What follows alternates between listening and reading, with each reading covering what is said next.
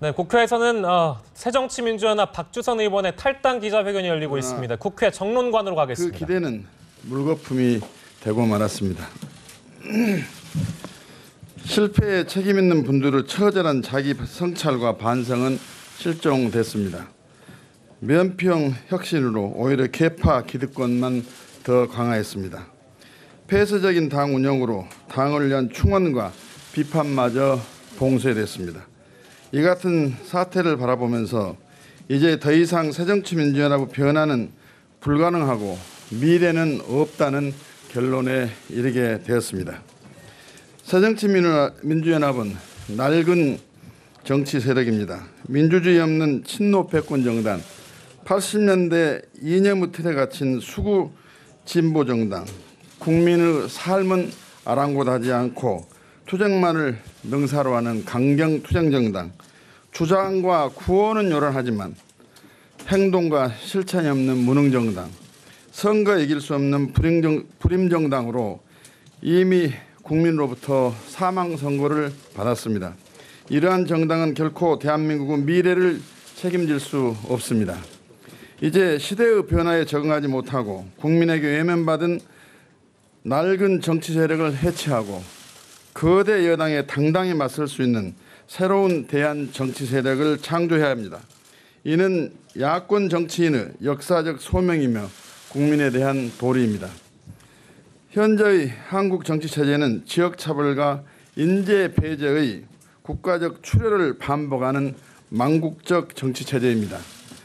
한국의 정치가 국리민복의 기본 역할을 제대로 하지 못하는 근본 원인은 승자 독식의 대립적 양당 정치 체제에 있다고 봅니다. 지역 독점에 기반한 두 거대 정당의 절대적 대립과 기득권 공생 체제는 다원주의와 합리주의를 질식시키고 중어와 배제의 진영 대결과 정쟁만을 양산하고 있습니다. 이러한 대립적 정치 체제에서는 누가 집권을 하더라도 국정 성과를 기대하기가 어렵습니다. 거대 정당이 정권력에 사로잡혀 국민은 안중에 두지 않고 민생을 볼모로 한 채 치킨 게임을 하고 있는 양당제 하에서는 완충과 조종자의 역할이 불가능합니다. 이제 두 거대 정당은 망국적 양당제를 혁파하고 협력과 공존의 정치 구조를 만들어서 선의 경쟁을 통해 모든 국민 의사가 반영된 국정 운영과 정치 연합이 제도화가 될 수 있도록 한국의 정치 인프라를 근본적으로 개혁해야 할 때입니다. 승자가 국정 운영을 독식하고 패자는 국정에서 완전히 배제된 채 반대만 일삼는 낡은 정치 체제를 혁파해야 합니다. 여당은 야당을 존중하고 야당도 국정의 한 축으로 참여함으로써 서로 대립하고 투쟁하는 낡은 관성에서 벗어나 협력하고 참여하는 정치가 정착될 수 있도록 정치 패러다임을 전환해야 합니다.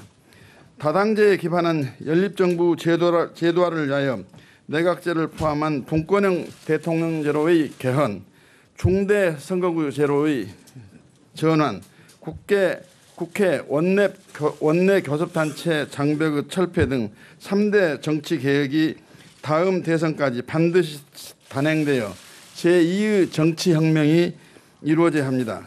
특히 아무런 근거도 없이 지난 40년간 거대 정당의 국회 독점을 빚어온 원내 교섭단체 장벽을 철폐해야 합니다.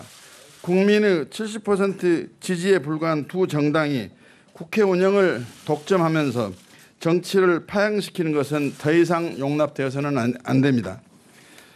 광복 70주년을 맞이한 현재의 대한민국 정치는 정당 정치의 극심한 폐해를 여실히 드러내고 있습니다.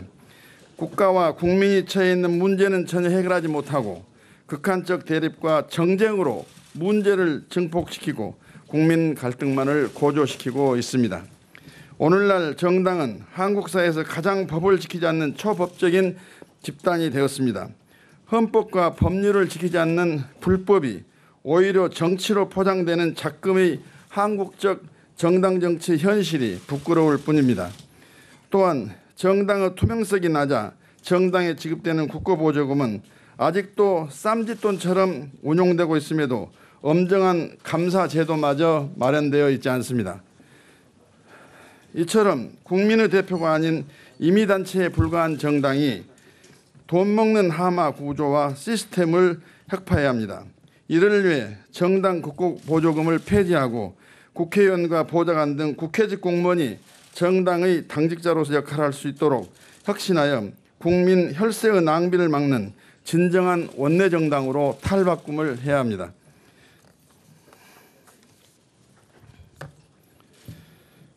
정당은 민심의 바다에 떠있는 돛담배에 불과합니다. 국민이 외면하고 변화의 가망이 전혀 없어 민심의 바닷속으로 침몰해가는 새정치민주연합회에 대책 없이 안주하여 패배 운명을 공동으로 맞이하고자 하는 자세는 정권 교체를 바라는 국민에 대한 배신이며 정치인의 도리가 결코 아닙니다. 제1야당 새정치민주연합을 대체하고 여당에 맞서는 강력한 수권정당의 건설이야말로 야권 정치인의 책임과 사명이며 시대의 정신입니다.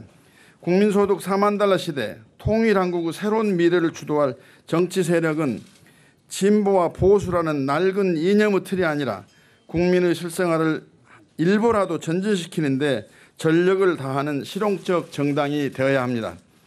이념이 아니라 아이디어를 중시하는 정당, 과격한 성명성이 아니라 능력이 우선시되는 정당이 새 시대를 이끌어야 합니다.